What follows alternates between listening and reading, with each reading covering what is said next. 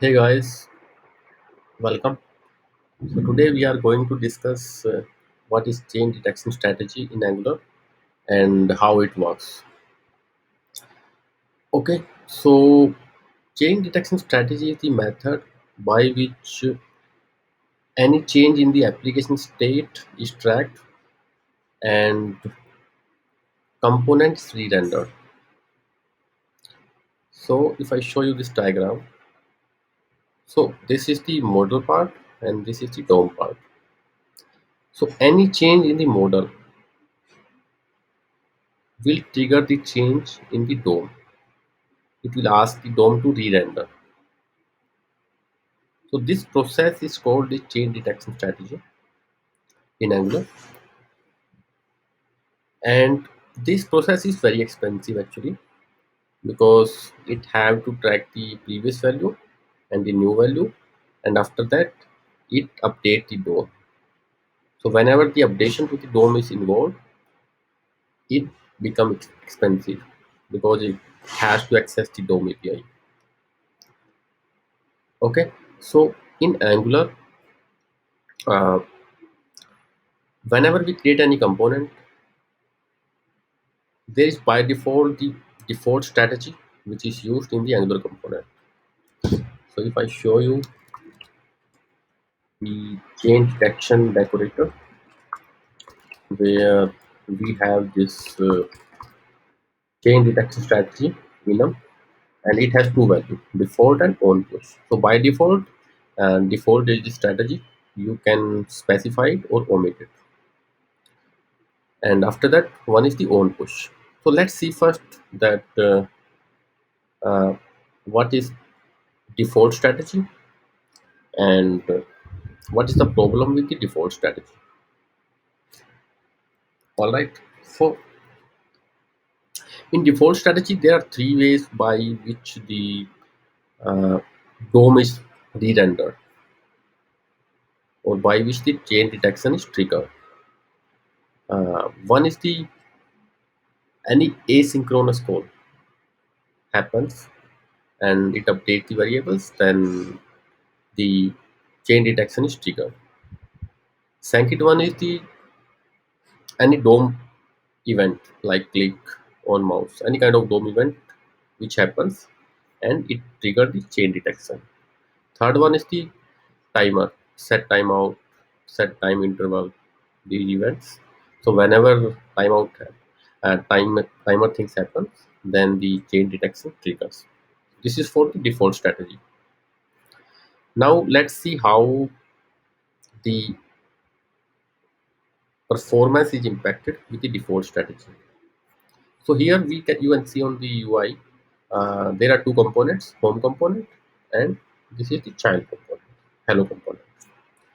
Okay, so we have this home component, nothing fancy logic here, and we are including the hello selector, hello child component inside the home component. Okay, and this hello component has no any fancy logic. You can see we are just displaying child hello component, and we are calling this hello component rendering method from the DOM. Okay, so what is the issue with the default change detection strategy?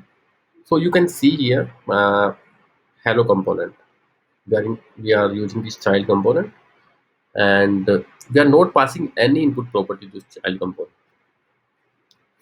But what happens, and this home component has one variable name. Okay, so from the from this button change angular version, we are updating this variable, update angular third. So this variable is getting updated. Okay, but you can see here, this you can see in the console hello component rendering. So what is this? So this is the function which is called from the child component, hello component HTML. So you can see here, so whenever we are changing the variable of the parent component name, right, we are changing this name variable, This child component is getting re-rendered, right? So here you can see we have done the console.log. So this component is getting re-rendered. So ideally it should not be re-rendered because we are not passing any property. This component is independent of the state of the previous component, but this is getting re-rendered.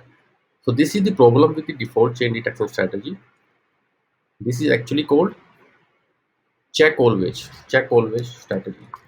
Basically, whenever there is any uh, change in the parent component, so all the child components are re-rendered, or we can also call it dirty checking.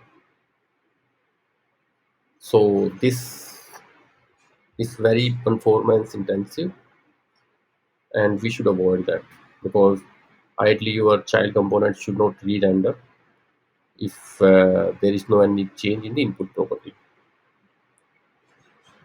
All right, so we can avoid this with the help of uh, own push strategy. This is the check once strategy where, let me show you.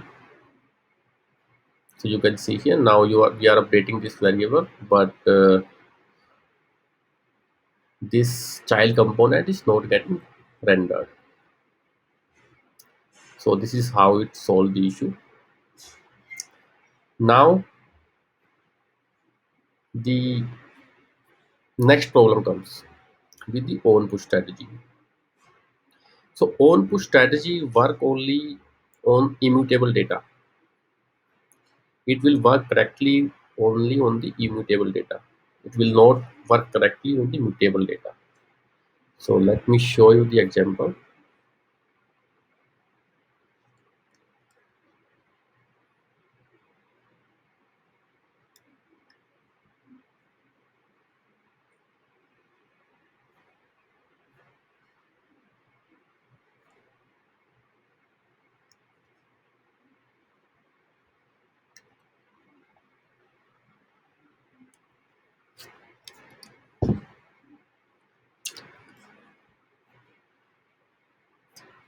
All right. So what we have done now is uh, we have two variable now, name component, and name is the variable which is the immutable data, and one is the object. So we have two type of data, right? Immutable and non-immutable. So immutable is string, number, boolean. These are immutable, and object and arrays, these are mutable data type. So now what we are doing is we are passing two value, two property, name and customer, from parent to child. Inside child we are getting this value, and we are displaying this value from parent in the template. Nothing fancy here. We are just displaying the value which we are getting from the parent component.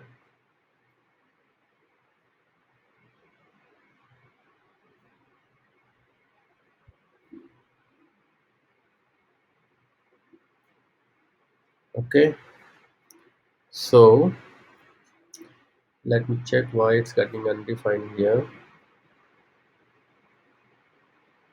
Put name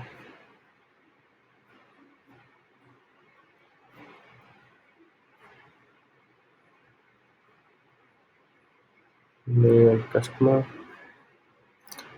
Okay,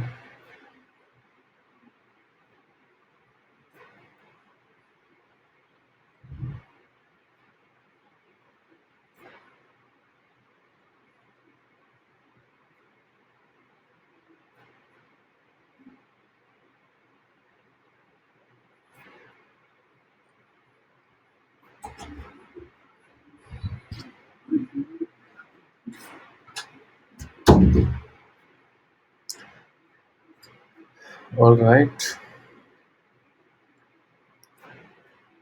So I'm just checking why it's showing undefined here.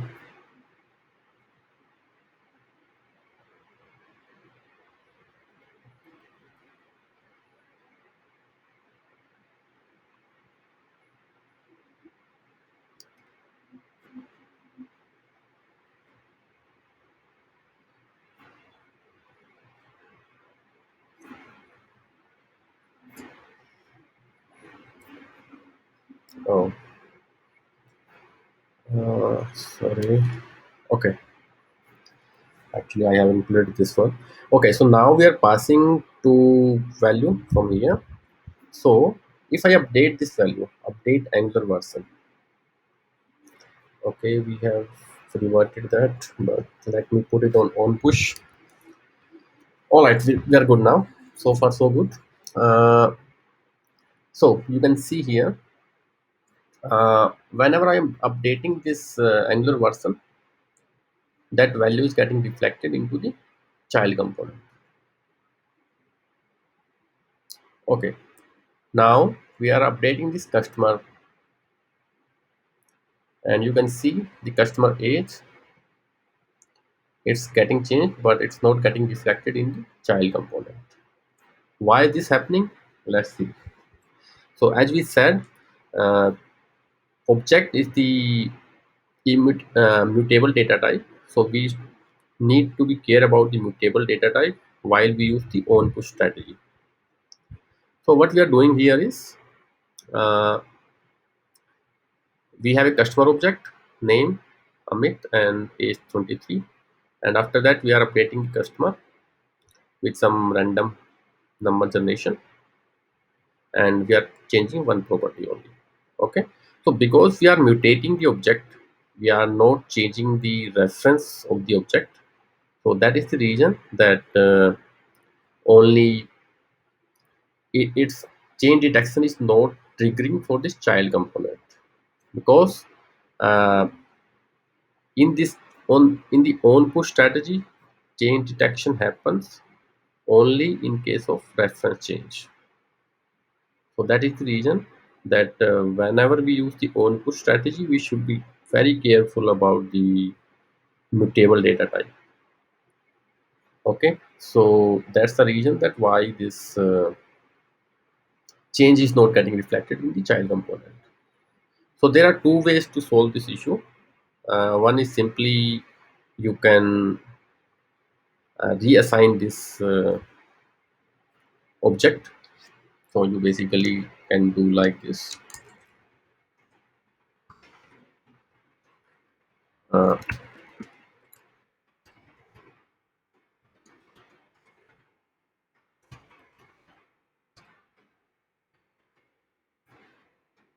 all right. So now, okay, command.flow.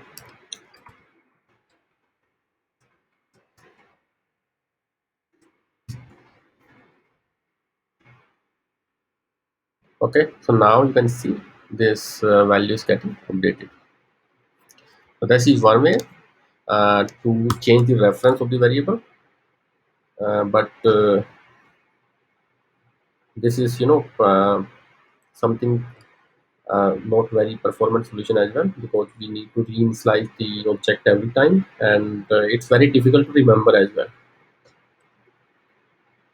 Okay, so there is one other way which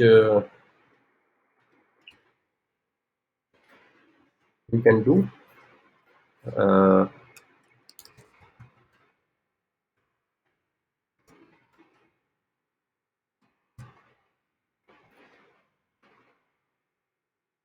so here comes the some other way. What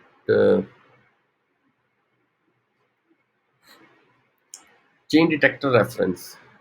So we can basically manually trigger the chain detection in this case, where we have the strategy on push, and at what time we need to trigger it, that we need to find out. So whenever you are making an API call and your component is on push, then we need to use one method which is markForCheck. This is the method which manually trigger the chain detection system for Angular. So let me show you one more example what is happening. So by default we have a variable here loading true, and after some time out, we are doing this loading false. And what we are doing with this loading variable, uh, and if loading, if loading is true, then we are showing data is loading, right? So here you can see uh, data is loading, you can see this, but after 5 seconds we are setting it to false. So ideally this should hide after 5 seconds, but this is not happening. So this is because of on push, because on set timeout, this chain detection doesn't run when you use the on push strategy. So what we can do here, so in this case we need to trigger the chain detection manually. So we can use this mark for check. So now you can see here that this is getting changed. Okay, so this is where we need to use the mark for check. And we have one more method, detect changes. So there are confusion around developers that when should we use detect change, or when should we use mark for check. So detect changes is for another purpose. So detect changes for the purpose when we uh, detach the chain detection system from the component. Sometimes there are requirements like we are getting data in on polling from the backend, like in every 300 millisecond we are getting the data from the backend in data polling.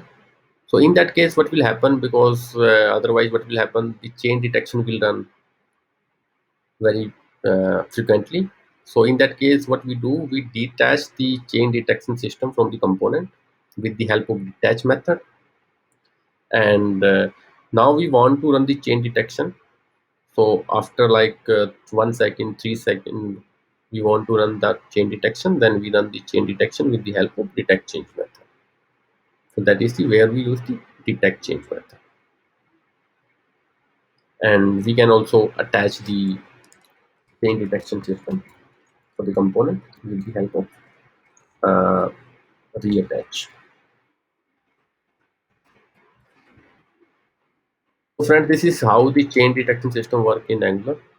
If you have any question, then please post in the comment section. Thank you.